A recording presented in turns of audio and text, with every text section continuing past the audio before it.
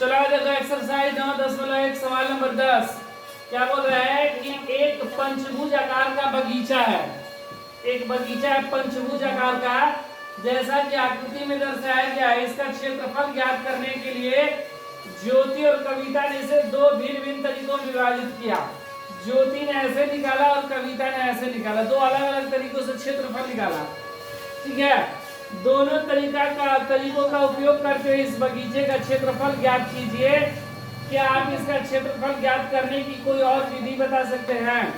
बोल रहा है दोनों का क्षेत्रफल निकालना है। ठीक है, बोल रहा है कि इसका क्षेत्रफल निकाल कर बताइए कि क्या दोनों का क्षेत्रफल बराबर है।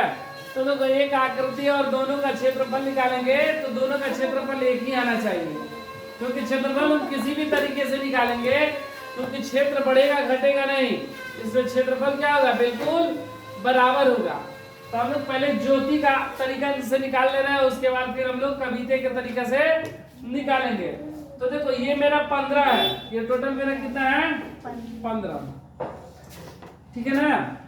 और ये भी मेरा 15, ये मेरा कितना हुआ 15 मीटर, और ये टोटल कितना 30, टोटल कितना 30, ये टोटल 30 है यहाँ पर। और ये समविभाजित हुआ तो मतलब ये 15/2 हो गया, और ये भी कितना हो गया 15/2, आधा आधा, 15 का ठीक आधा 15/2। तो ये एक मेरा समलंब बना। देखो A B C D E ये 4 है, और यहाँ पर मान लीजिए हो गया बिंदु P। तो देखो ज्योति का पहले हम लोग निकाल रहे, ज्योति कैसे बनाई है, ठीक है ना। ज्योति के लिए तो दो समलंब बना, और दोनों समलंब के क्षेत्रफल को अगर हम लोग आपस में जोड़ देंगे तो मेरा क्षेत्रफल आ जाएगा। और समलंब का क्षेत्रफल होता है 1/2 समानांतर भुजाओं का योग गुणे ऊंचाई। तो समलंब ABCP का क्षेत्रफल बराबर 1/2 समानांतर भुजाओं का योग, समानांतर भुजाओं का योग गुणे ऊंचाई।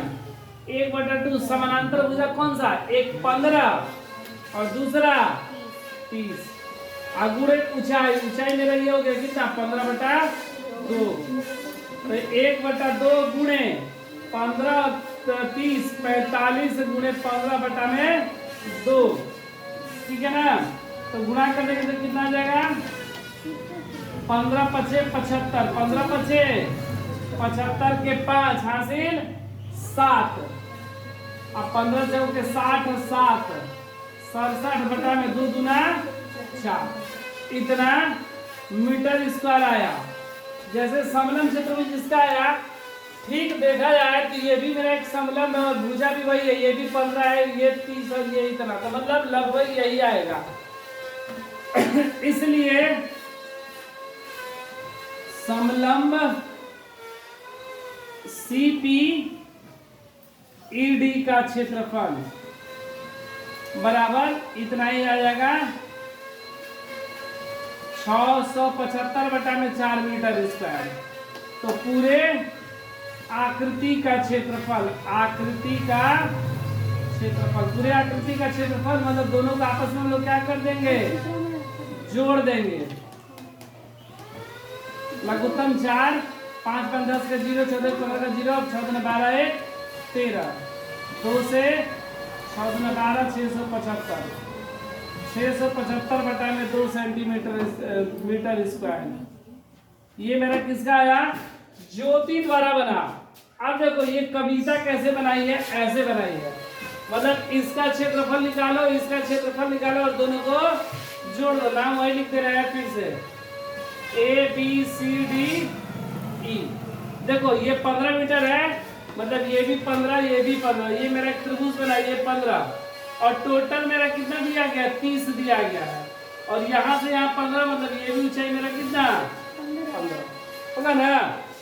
तो सबसे पहले त्रिभुज ABE का क्षेत्रफल, त्रिभुज का क्षेत्रफल होता है 1/2 आधार गुणे ऊंचाई। ऊंचाई, 1/2 आधार गुणे ऊंचाई, आधार गुणे ऊंचाई।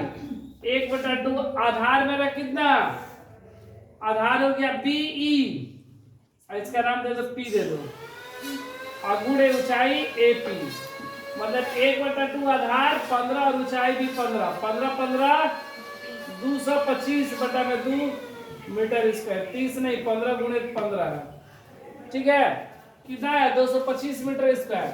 उसके बाद ये मेरा वर्ग बन गया, क्योंकि ये भी 15 और ये भी 15, तो वर्ग BECD का क्षेत्रफल बराबर भुजा स्क्वायर, भुजा स्क्वायर 15 का स्क्वायर, 15 15 225 मीटर स्क्वायर, पूरे आकृति का क्षेत्रफल, आकृति का क्षेत्रफल, दोनों आकृति को जोड़ देंगे, मतलब ये त्रिभुज का क्षेत्रफल 225/2 और ये 225, लघुत्तम 2 225 प्लस 5 दूना 10 का 0, 2 दूना 4 1 5 2 दूना 4 जोड़ देंगे, 4 2 6 5 2 7 5 675/2 मीटर स्क्वायर, दोनों का है ना बराबर। तो हम लोग किसी भी तरीके से निकाले क्षेत्रफल मेरा क्या आएगा, हमेशा बराबर।